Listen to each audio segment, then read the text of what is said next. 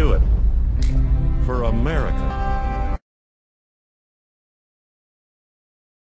In 2012 Republican presidential politics, Mitt Romney scored a double win Saturday. He took the main caucuses with 39% of the vote. Ron Paul came in a close second with 36%. And at CPAC, the annual gathering of conservative activists here in Washington, Mitt Romney won the straw poll with 38%. Rick Santorum came in second with 31%. At CPAC, Sarah Palin blew the lid off the conference with a fiery keynote speech. And she joins us now here in studio. Governor, welcome back to Fox News Sunday for the first time here in Washington, D.C. In the belly of the beast. Thank you. Yes. All right. Well, you blistered Barack Obama in your speech, and we'll get to that. You also had a message for the Republican establishment here in Washington. End the crony capitalism and bring the Tea Party into the congressional leadership. What's your point? Absolutely. Well, those Tea Party members of Congress now, they have fulfilled their promise to the people who hired them. They had promised that they would do all that they can to rein in the growth of government. And in some ways, they've actually been punished for fulfilling their promises. They've been ostracized. They've been dismissed. They've been lied about by the president. And we would hope that the leadership in Congress, especially within our own party, that they would start at least accepting and really appreciating what these Tea Party members have done, and I would like to see them in leadership positions. Who is, you talk about it, the Republican establishment? Who is the establishment? And is John Boehner part of the establishment? Is Mitch McConnell part of the establishment? And are they part of the problem? I consider anyone part of the establishment. Those who today are fighting to keep the status quo. Those who are allowing government to grow. Who are allowing the president that plastic credit card that's increasing debt.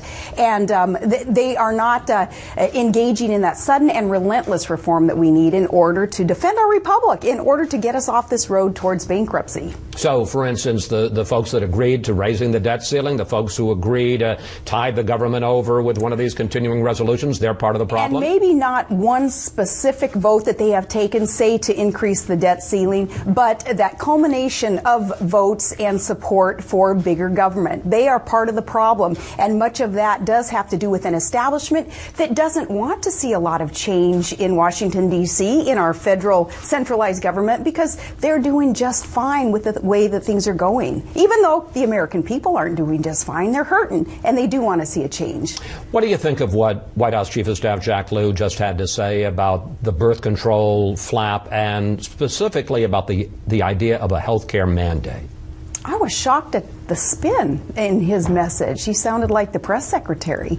And I don't know why we're not arguing yet the whole basic premise of this mandate, regardless of faith-filled Americans who are offended by this assault on their freedom of religion. And the basic premise of this is government, again, mandating to private employers and to insurance companies what they must provide. What gives government the right to tell us what we must consume, what we must purchase, what we must provide our employees? All right, but let's take a look at the overall picture, because you really were very critical of Obama yesterday in your keynote speech. The economy is improving.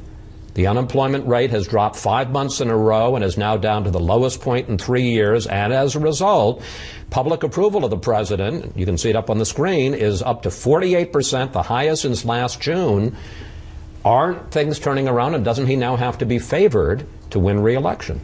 I argue those unemployment numbers, by the way, that have been released, where we're looking now at 8.3% unemployment, when really the fact is people have dropped out of the search for employment right now. The numbers have changed. I think a lot of it has to do with people just kind of giving up on finding a job right now. And I think that true numbers would reflect that. Real unemployment is above 10%, according to the experts, the economists who are really crunching numbers. So I do argue what those numbers are. But no, you ask those 13 million Americans who still can't find a job. You ask those 46 million Americans who are living in poverty, and the 23% increase in government dependency that has really made our country suffer, because we're eliminating the opportunity for all to rise and to succeed in the private sector successfully because of this government growth and this dependency. You ask those people, people, if they things are turning around and getting better.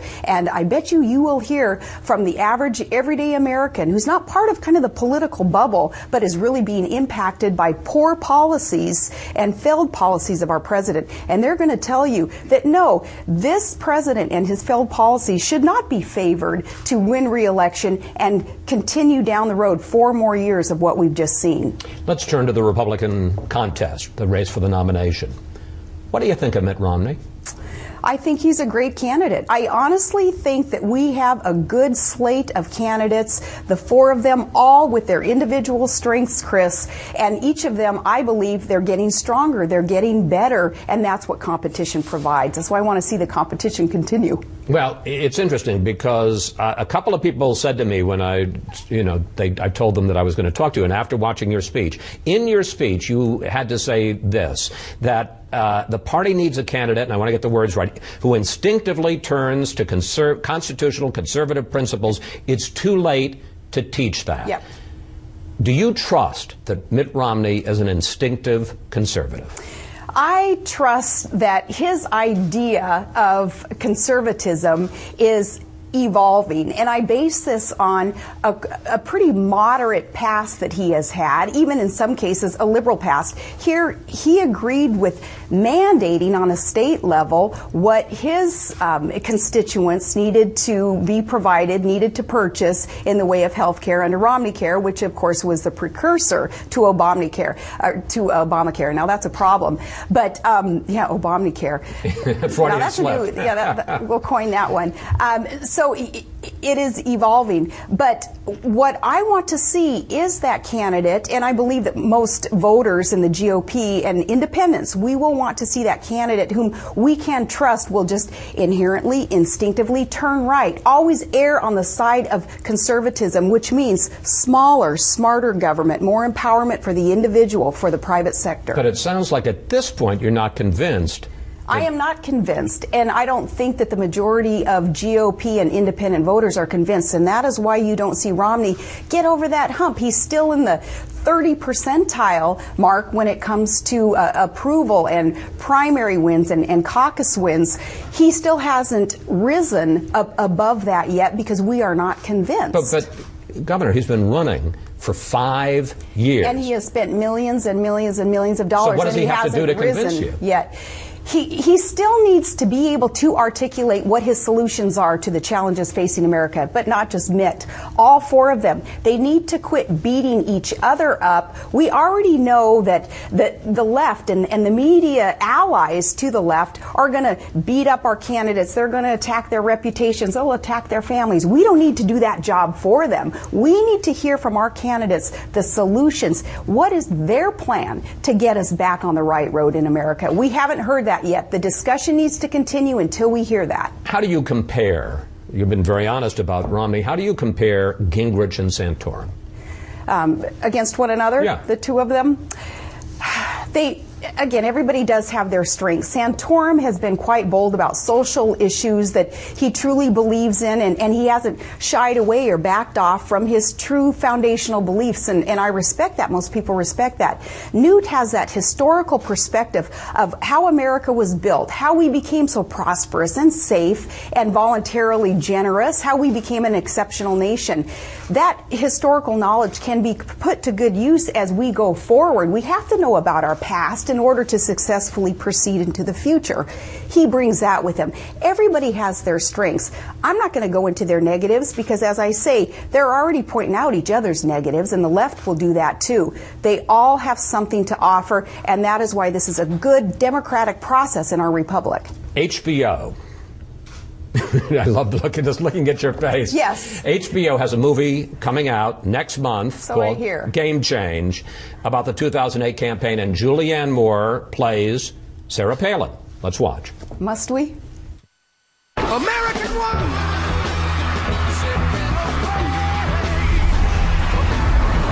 You know what they say the difference between a hockey mom and a pit bull? Lipstick. Does she do a good Sarah Palin?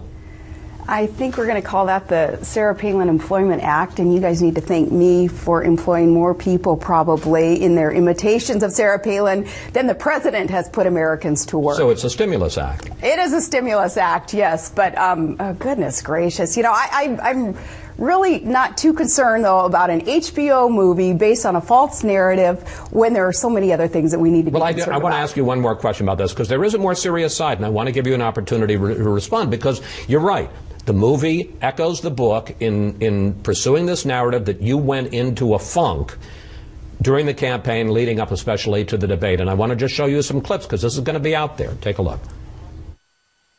It wasn't my fault. I wasn't properly prepped. I miss my baby. I miss sleeping with my baby. She's on the verge of a complete nervous breakdown. You're telling me what to say, what to wear, how to talk. I am not your puppet. Millions of people are going to see that. Well, I'm sorry that millions of people are going to waste their time, and I'm sure that they have more productive and constructive things to do. Is there any truth to that story?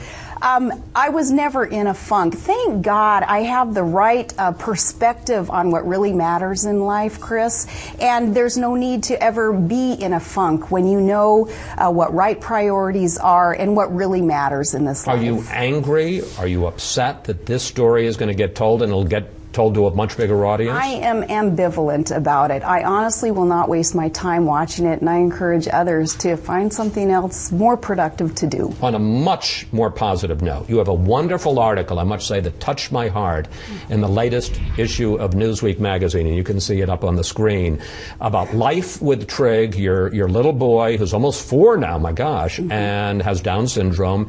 And you say when he wakes up every morning, he applauds? He teaches us more than we're ever going to be able to teach him, and that is one thing that he does. He looks around, and it seems to me that he's saying, despite what the world's going to throw at him and anybody else who may be considered a bit disadvantaged, he applauds the day, like, come on, world, show me what you got, and I'm going to handle it. And I wrote that article. I was asked to by Newsweek in response to what Rick Santorum did in publicly showing us what really true good priorities are when he got off the campaign trail in order to spend time with his special needs daughter. And I thought that was a beautiful gesture and a wonderful public testimony of putting family first that Rick did. You say you don't teach him, he teaches all of you. Oh, he teaches us. And that he is a blessing. He teaches us. And Chris, Todd and I and Trig's siblings, we went from quite a fearful time, not knowing what to expect, to this time in our life that couldn't be any better, when we see and touch and are surrounded by such love coming from this child that, again, keeps us grounded, keeps everything in perspective, and allows just kind of all the rest of the stuff on the periphery to just go away and not matter so much when we get to focus on this blessing. Governor Palin, thank you. Thank you. Thanks for coming in. It's good to have you inside the Beltway in the real America. In the real America. Well, happy Abraham Lincoln's birthday to you, and may we remember what he thought about Washington and how he wanted to change Washington into a voice for the people. Let us do that today. And we should say yesterday was your birthday, so happy birthday right back to you. Thank you. Appreciate it. Okay.